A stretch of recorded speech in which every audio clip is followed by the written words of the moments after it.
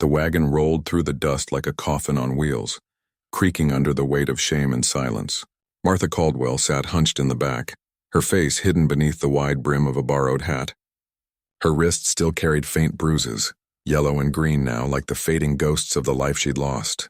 The town of Bitter Creek had been her home once, before her husband's fists, before his debts, before the night the sheriff found her in the dirt beside the barn, half dead and barely breathing.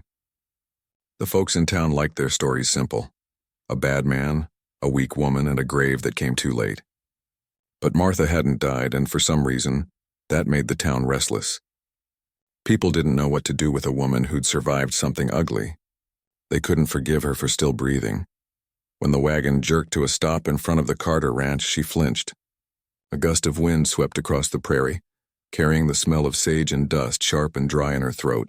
The man who'd driven her, a deputy with a lazy drawl and too much meanness in his eyes, spat into the dirt and tipped his hat mockingly. "There's your new place, widow," he said, sneering at the word as if it were filth. "Boss ain't much for talking. Don't expect a warm welcome. Town thought this'd be a good laugh, sending you to cook for him." Him. Everyone knew who he meant. Eli Carter, the angry cowboy who ran his ranch alone after his family died in a fire 5 years back. They said he'd stopped speaking to God that day, stopped speaking to anyone much at all. Folks whispered that his temper was worse than a rattler's bite, and his heart colder than the snows on the distant mountains. No one dared work for him more than a week. So the town, bitter and cruel as the wind, thought it'd be funny to send the widow there. A joke between sinners. Martha climbed down, her legs trembling.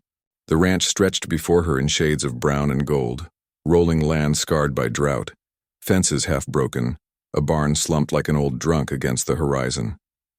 And beyond it, a lone figure stood on the porch, broad-shouldered, hat low over his eyes, the kind of stillness that came from pain, not peace.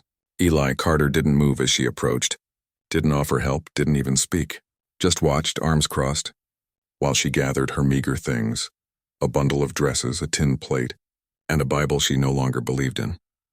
"Mr. Carter," she said softly, her voice hoarse from days of silence, "Sheriff sent me to cook for you. I can clean too if need be." His gaze lifted then, sharp, assessing, and colder than she'd imagined. The lines around his mouth deepened, not with age, but with loss. "I didn't ask for help," he said, his voice rough as gravel. "I know," she whispered, her fingers tightening on her bundle. "Wasn't my choice." He looked past her at the wagon that was already rolling away. The deputy raised a mocking hand, laughing to himself as he vanished down the road. Eli's jaw tightened. "Figures," he muttered, then turned and disappeared inside the house, leaving the door open behind him. Martha stood there for a moment, feeling the weight of the sky pressing down. She could have turned back, no one would have stopped her, but she didn't. Pride wasn't something she had much left of, but she still had enough to keep her standing. She stepped over the threshold. Inside, the air smelled of dust, sweat, and wood smoke. The house was clean but empty. No warmth, no laughter, not even a chair by the fire. She found the kitchen by instinct, set down her things, and began to work. She scrubbed the counters, swept the floor, and found old flour in a tin. Her hands shook as she kneaded dough for bread, but muscle memory guided her. By sundown, the smell of baking rose through the house. Eli came in without a sound. He stopped by the doorway, staring at the fire as though the flames might betray him. "You don't have to cook," he said quietly. She didn't turn. "I need to do something." "Helps me breathe." He didn't reply, only sat down at the table and watched while she cut the bread, her hands steady now. She slid him a slice, then one for herself. For a long while, the only sound was the crackle of the fire and the wind howling outside. When he finally spoke again, it wasn't what she expected. "They send you here for pity or punishment?" She paused mid-bite. "Both, I reckon." His eyes flickered, just a hint of something softer beneath the hardness.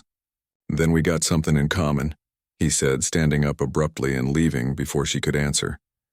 Martha sat there long after he'd gone, staring at the shadows on the wall. For the first time in months, she didn't feel afraid, only tired. The kind of tired that goes bone deep but carries a strange, quiet promise that maybe, just maybe, the worst is already behind you. Outside, the prairie stretched endless under the dying sun, the sky painted in blood and gold. The wind whispered through the grass, carrying the faintest echo of freedom. She didn't know it yet, But the man who wouldn't meet her eyes tonight would one day refuse to let her go. The days settled into a rhythm that wasn't quite peace but wasn't pain either. A strange middle ground where silence spoke louder than words. Every morning before dawn, Martha rose to the smell of cold ashes and the distant cry of coyotes. The prairie was still, painted in shades of gray and pale gold, and the air carried that lonely kind of beauty that only the West knew, wide, unforgiving, and endless. She would light the stove, warm her hands over the flickering flame, and start breakfast before Eli came in from the barn. He never greeted her, not once. Just nodded when she set down his plate, black coffee, biscuits, and eggs fried in lard. He ate without a word, his hat still shadowing his face even inside the house, but she noticed things about him that words couldn't tell. How his hands, rough and scarred, trembled when he thought no one was looking. How he always left half his food untouched, as if guilt had stolen his appetite. How his eyes softened just a little when the sun caught the dust motes in the air, like he was seeing ghosts dancing in the light. Martha didn't ask questions. She had learned long ago that some hearts shut their doors for good reason. She worked instead, scrubbing, mending, hauling water from the well. The ranch was quiet except for the wind and the creak of the barn door. The horses watched her curiously, and the old dog by the porch started following her around, his tail thumping whenever she came near. She talked to him sometimes, her voice low and uncertain, as if relearning how to use it. By the third day, the town's cruelty began to sink in fully. They hadn't just sent her here for a laugh. They'd sent her to be forgotten. No one came by. No gossip, no deliveries. It was as if Bitter Creek had erased her name from its tongue. Martha found an odd sort of comfort in that. The fewer people who remembered her, the fewer could hurt her. Still, the silence pressed heavy sometimes. Nights were the hardest, long, cold, filled with the sound of wind scraping against the shutters. One evening, a storm rolled in from the west.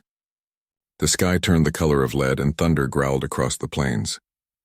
Eli came back from the barn soaked through, his shirt clinging to the hard lines of his shoulders. She met him at the door with a towel, but he just brushed past her, his jaw tight. He slammed the door, muttered something about the fences, then disappeared into his room. Martha stood there, holding the towel like a peace offering no one wanted.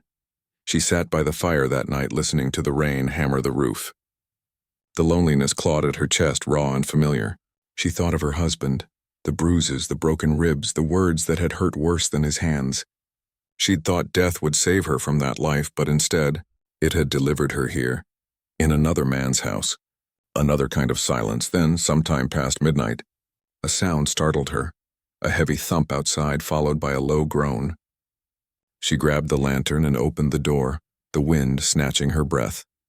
The storm had blown half the barn door open, and Eli was there trying to fix it, his arm bleeding from a splintered beam.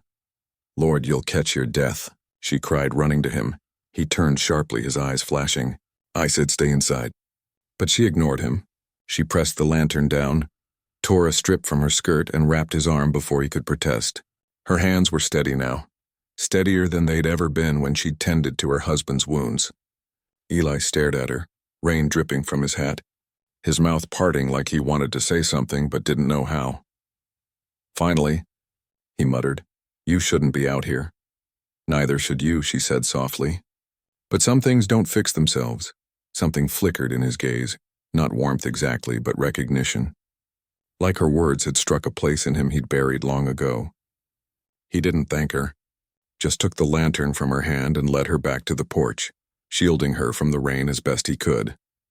When they reached the doorway, he hesitated, the first real hesitation she'd seen in him. "You can use the spare room," he said gruffly.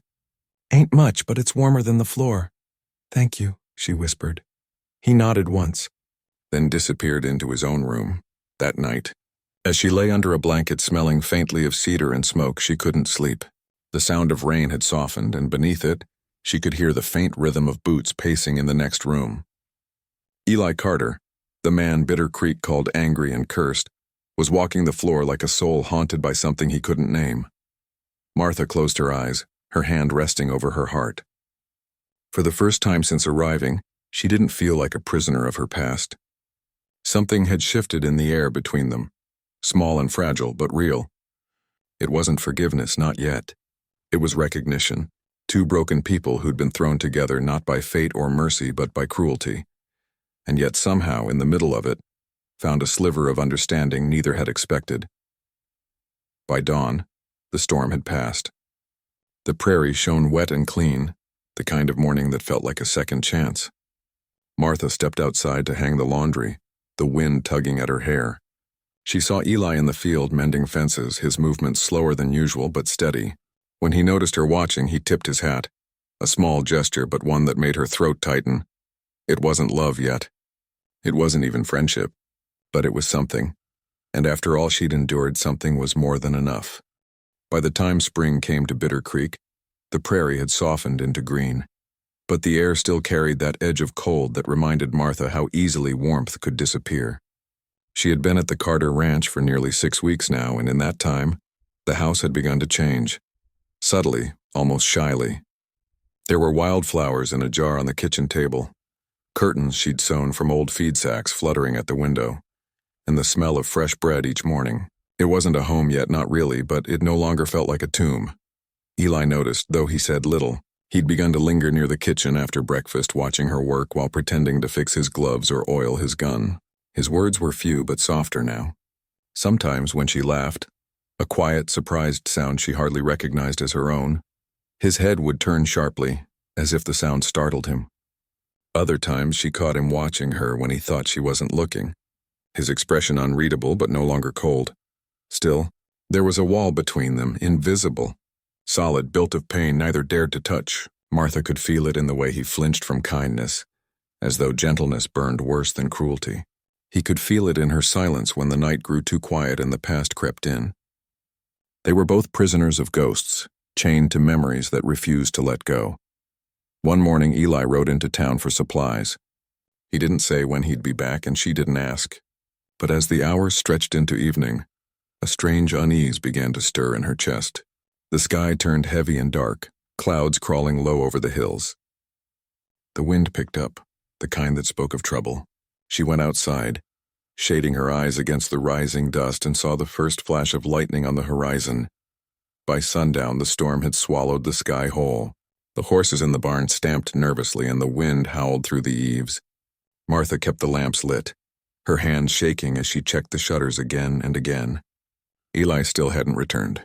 The road to town ran through a dry riverbed, a place that turned deadly when rain came. She tried not to imagine him caught there, alone and soaked through, but the image wouldn't leave her mind. When the first crash of thunder split the air, she couldn't stand it any longer. She threw on her shawl and grabbed the lantern. "You're a fool, Martha Caldwell," she muttered to herself. But so's he, and fools ought to look out for one another. The rain struck hard, needles of ice and mud splattering her skirts. The prairie was a blur of shadow and fury, and each step was a fight against the wind. She called his name, her voice nearly lost to the storm. Then through the sheets of rain she saw a dark shape slumped beside a fallen horse. "Eli!" she cried, stumbling toward him. He was half-conscious, his face pale beneath the mud, a gash bleeding along his temple. The wagon he'd borrowed from town lay overturned, one wheel broken clean off. She dropped to her knees, cradling his head. "Stay with me," she pleaded, shaking him gently.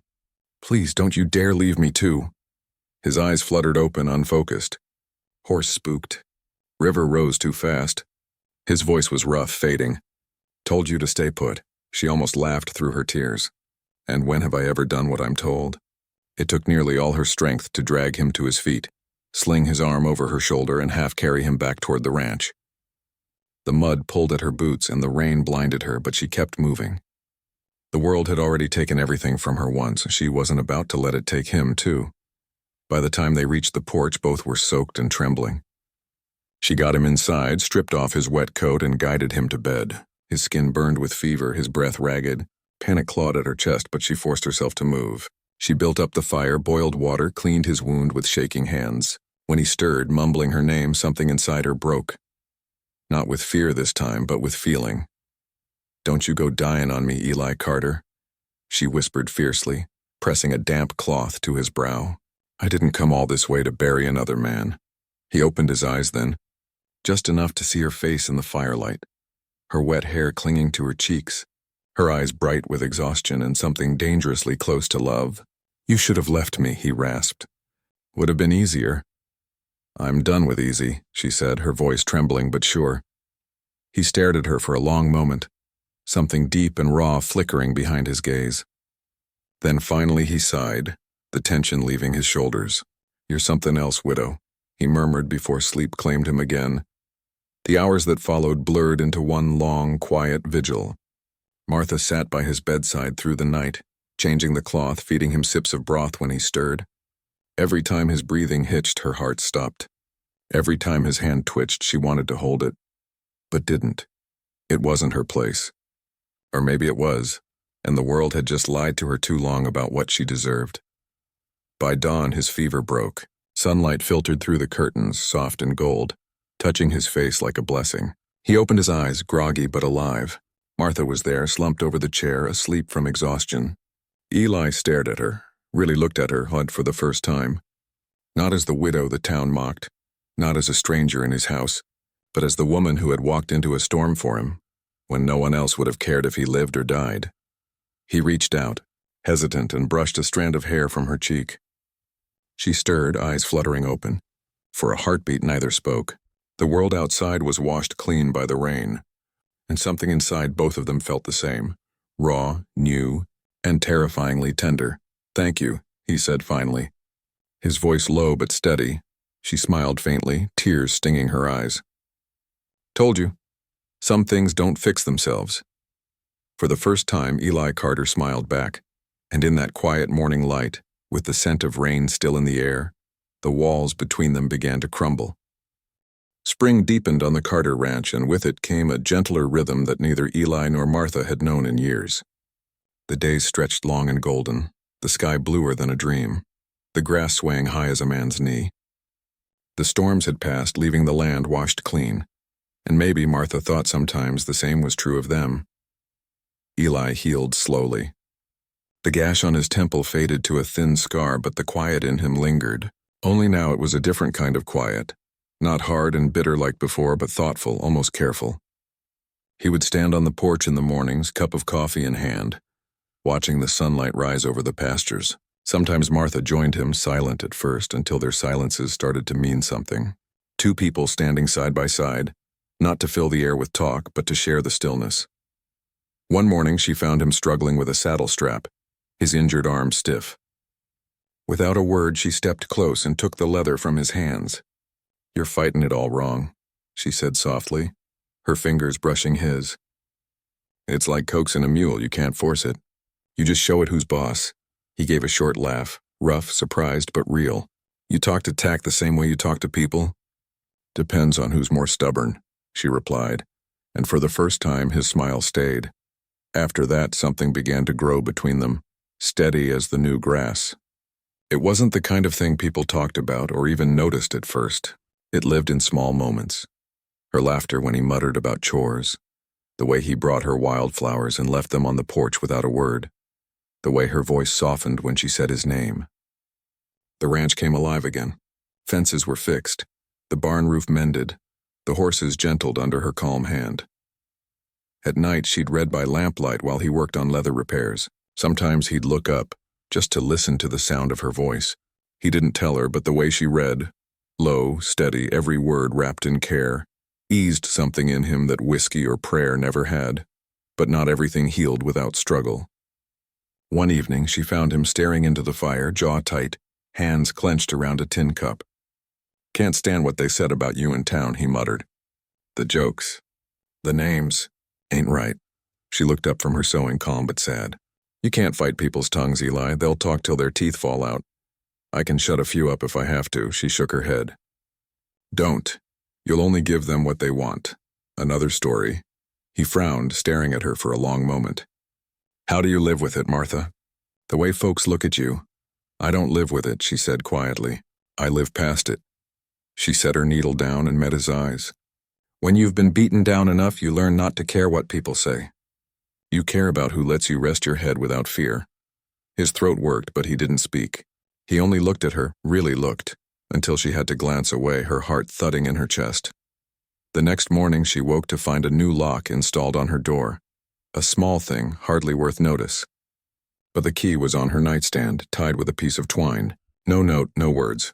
Just a quiet gesture from a man who had spent too long fighting the world to learn gentleness in any other way. She ran her fingers over the key, and for the first time in years, tears came without pain. Days passed, full of soft changes. He began to help her in the kitchen, clumsy but willing. She caught him humming once, a low tune that sounded like it had been buried in dust for a long, long time. When she teased him about it, he just shook his head. Ain't singing, just breathing different, I guess. Sometimes in the evenings, he'd tell her stories of his past, of his family, his younger brother, the fire that took them all. He spoke like a man confessing to the wind, unsure if he wanted to be forgiven. Martha didn't interrupt, didn't offer pity. She just listened, and somehow that was enough. One twilight, as the sun bled red and gold over the hills, Eli found her sitting on the porch steps, watching the horizon. He sat beside her, close enough for their shoulders to touch. Neither spoke for a while. The world around them buzzed with crickets, and the air smelled of sage and distant rain. "You ever think about leaving?" he asked quietly. She thought for a long time before answering. "I used to. Thought about running so far I'd forget everything that happened." She turned to him, her eyes soft. "But then I realized, maybe forgetting ain't the point. Maybe remembering without hurting is." He nodded slowly, his gaze fixed on the fading sun. "You remember a lot better than I do. Maybe you just need something worth remembering," she said. Something shifted in the air between them then, not sudden, but deep. He reached for her hand, hesitated, then let his fingers brush hers. She didn't pull away. The touch was simple, almost chaste, but it carried everything words couldn't say. Gratitude, longing, the fragile courage to begin again. They sat that way until the stars came out, hands barely touching, the night wrapping around them like a promise. From that evening on, things between them changed in ways neither could quite name. He'd reach for her tools before she asked. She'd set an extra plate without thinking. Their footsteps began to fall in rhythm. Their silences less about walls and more about peace. The loneliness that had filled the ranch for years began to thin, replaced by something warmer, something alive. And though neither dared say it out loud, they both knew. The joke Bitter Creek had played on them had turned into something the cruel couldn't touch. What had started as punishment had become salvation. Summer came to the Carter Ranch like a song that had waited years to be sung. The grass grew tall, the river ran full again, and the air shimmered with heat. Martha had almost forgotten what it felt like to wake to birds instead of fear. She'd almost forgotten what it was like to live without bracing for someone's temper. Almost, because some memories never disappeared completely. They just quieted, like a fire dying down to embers. But even embers could warm, and Eli Carter had become that steady, quiet warmth. They fell into a rhythm that felt like belonging. Mornings spent mending fences, afternoons gathering eggs or working the garden, evenings filled with the smell of coffee and fresh cornbread. He'd taken to leaving his hat on the kitchen table, something no man like him ever did before. She'd tease him about it, and he'd mutter something gruff, but the corner of his mouth would lift all the same. Sometimes, when she'd pass by, he'd brush her hand without meaning to, and the air between them would hum like summer lightning. The town of Bitter Creek, however, hadn't stopped watching. Folks liked to talk, and their tongues wagged sharper than spurs. Word spread that the widow was living under a man's roof again, and the laughter in the saloon turned meaner by the day. One afternoon, while she was hanging laundry, a wagon rolled up the dirt road. Two men from town, Hank Brewer and his cousin Pete, leaned against the rail, grinning like coyotes. "Well, if it ain't the preacher's pet herself," Hank called out. "Didn't take you long to trade one man's temper for another's, huh?" Martha froze, the sheet slipping from her fingers. Before she could answer, Eli stepped out from the barn, wiping his hands on a rag. His eyes were cold, his voice low. "You boys get off my land," Hank laughed. "We're just paying our respects. Ain't every day a man takes in the town's charity case," Pete added with a sneer. "You think she's cooking for him or warm?" He didn't finish the sentence. Eli crossed the yard in 3 strides and had him by the collar before either man could blink. "Say another word," he growled, "and I'll make sure your own mama don't recognize you." The wind stilled. Even the horses went quiet. Martha, heart-pounding, stepped forward and touched Eli's arm. "Eli," she whispered, "let him go." He looked down at her hand, then at her face, calm. steady, pleading. The rage in his eyes flickered, then dimmed.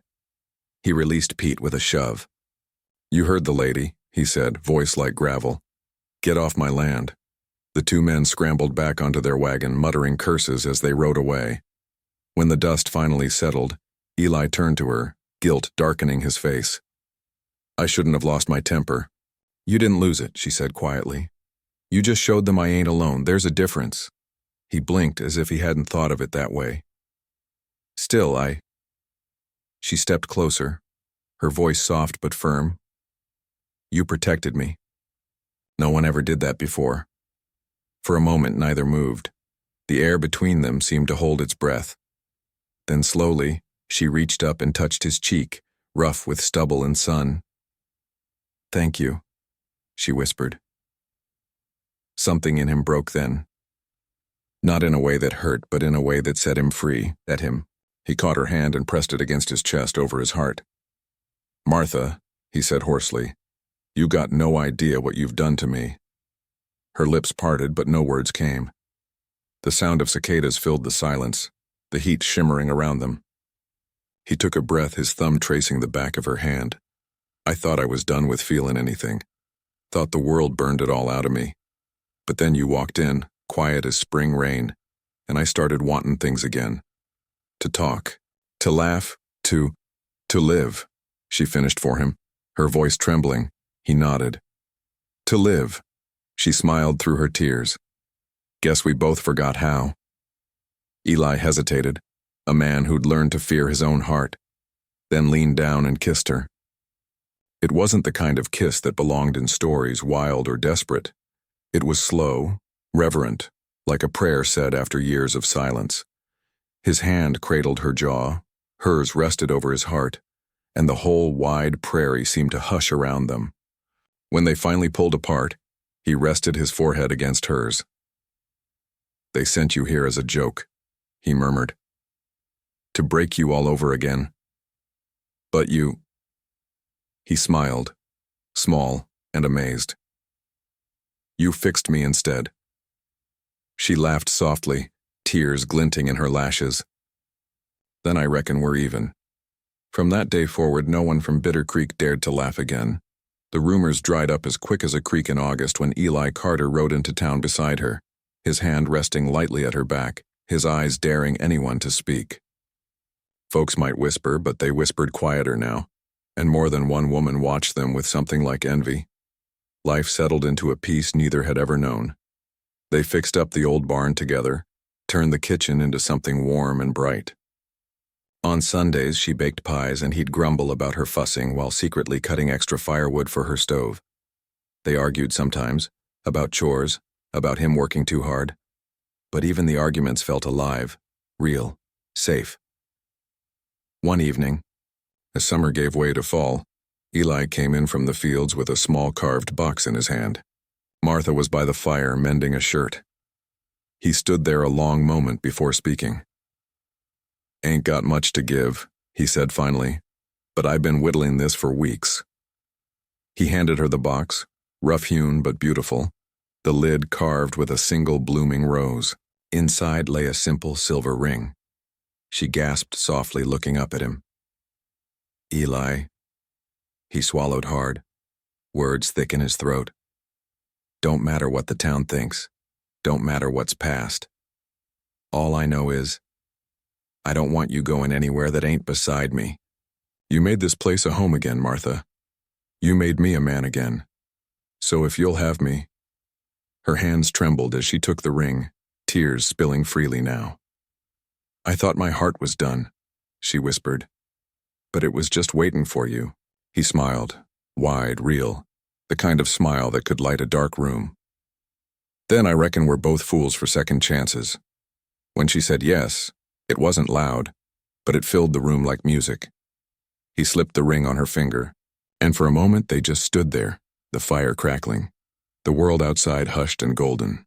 Years later, the folks of Bitter Creek would talk about the Carter Ranch, about how it bloomed again, how laughter drifted from its porch at dusk. Some said it was the land finally forgiving itself. Others said it was love, plain and simple. But those who'd known the truth, the cruelty, the sorrow, the long road to peace, understood something deeper, that sometimes the hardest hearts find their home in the gentlest hands.